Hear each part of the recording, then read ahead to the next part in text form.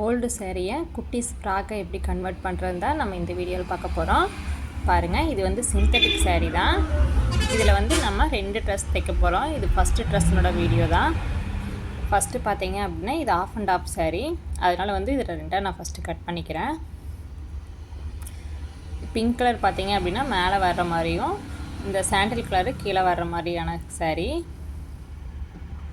வாங்க எப்படின்னு பார்க்கலாம். இது பார்த்தீங்க அப்படின்னா மேலே சட்டை பார்த்தீங்க அப்படின்னா நான் வந்து 12 இன்ச் எடுத்திருக்கேன். இப்போ நம்ம அளவு போடலாம். மேலே வந்து பிசிறாக இருக்கிறனால நான் அதை கட் பண்ணி விட்டுட்டேன், பிசிறு இல்லாமல் நேர் ஸ்ட்ரைட்டாக வர்றதுக்காக. இப்போ வந்து இது வந்து பார்த்திங்க அப்படின்னா ஷோல்டருக்காக 1/2 இன்ச்சு மேலே விட்டுருக்கேன்.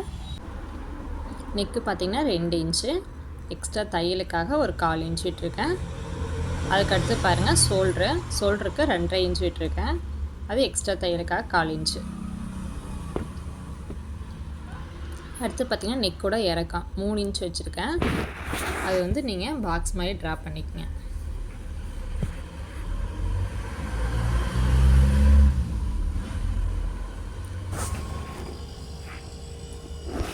இங்கே 7 இன்ச்சு.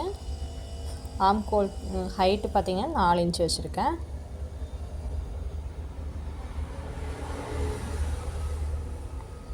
இங்கே பார்த்தீங்க அப்படின்னா 7.5 இன்ச். இப்போ இங்கே பாக்ஸ் மாதிரி ட்ரா பண்ணிக்கலாம்.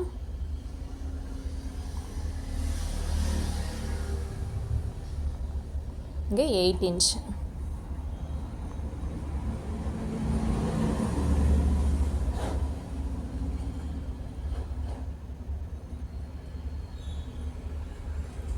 இங்கே 7 இன்ச் வச்சுக்கலாம். மேலே 7.5 இன்ச் வச்சோம், இங்கே 7 இன்ச் வச்சுக்கலாம், இங்கே 7.5 இன்ச் வச்சுக்கலாம். இது பார்த்தீங்க அப்படின்னா 6 இயர்ஸ் பேபிக்கு மேல் சட்டையினோட அளவு. ஃப்ரண்ட் சைடு வந்து நான் ரவுண்ட் நெக்கு தான் வச்சுருக்கேன். இது பார்த்தீங்க அப்படின்னா பேக் சைடு சட்டையினோட நான் போட் நெக் வச்சு நாட் மாதிரி கட்டுற மாதிரி ரெடி பண்ணியிருக்கேன். இது பார்த்தீங்க அப்படின்னா பேக் சைடுக்கு தான் நான் போட் நெக் வச்சுருக்கேன். ஃப்ரண்ட் சைடுக்கு வந்து சிம்பிளாக ரவுண்ட் நெக்கு தான் வச்சுருக்கோம்.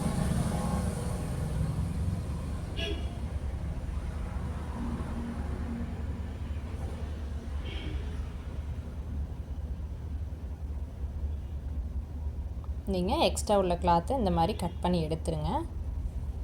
எடுத்துட்டு சிசர் கட் நம்ம எங்கெங்கே தேவையோ அங்கெல்லாம் வந்து சிசர் கட் கொடுத்துருங்க. நீங்கள் அப்படியே அந்த நாட்டை பிடிச்சி இழுத்தீங்க அப்படின்னா நமக்கு அழகாக டேர்ன் ஆகி வந்துடும். இந்த மாதிரி சுற்றி ஒரு தையல் விட்டுட்டு, இது வந்து எப்படின்னா கீழ்பாட்டு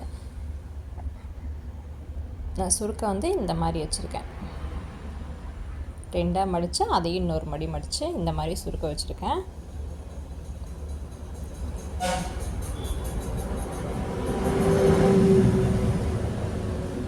இதை வந்து மேல் பாட்டும் ஃப்ரண்ட் பாட்டும் ஜாயின் பண்ணிடணும். சென்டரில் ஜாயின் பண்ணிவிட்டு நீங்கள் சைடில் ஸ்டிச் பண்ணிடுங்க.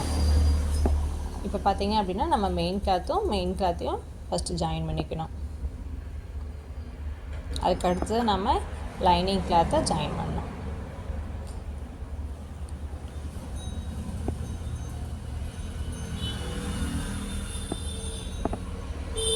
அதுக்கடுத்தது லைனிங் கிளாத், மெயின் கிளாத்தை வந்து நீங்கள் உள்ளே தள்ளி விட்டுட்டு அதுக்கடுத்தது லைனிங் கிளாத்தை நீங்கள் இந்த மாதிரி ஜாயின் பண்ணி விட்டுருங்க.